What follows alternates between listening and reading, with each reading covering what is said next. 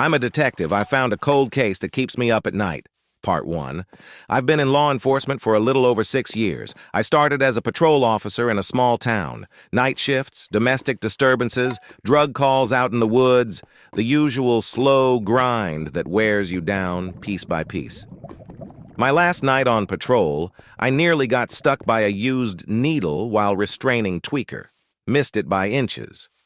That was enough for me. I still believed in the work, but I needed distance from the chaos. I went back to school, studied forensics, took every course I could afford. Eventually, I was hired as a detective by the same county, just assigned to a different town. It was small enough that they only needed one detective.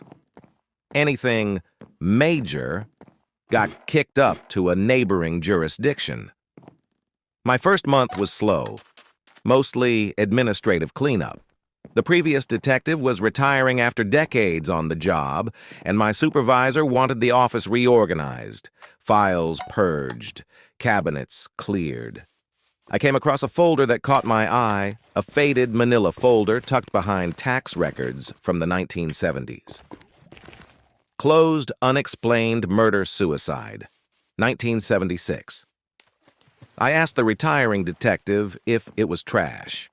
He stared at the folder longer than necessary before saying, "Probably best to throw it out.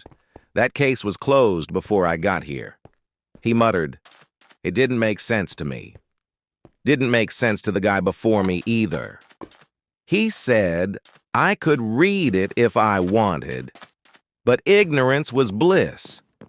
Pretty shitty thing for a detective to say, but the old-timer was right. This case should have stayed closed.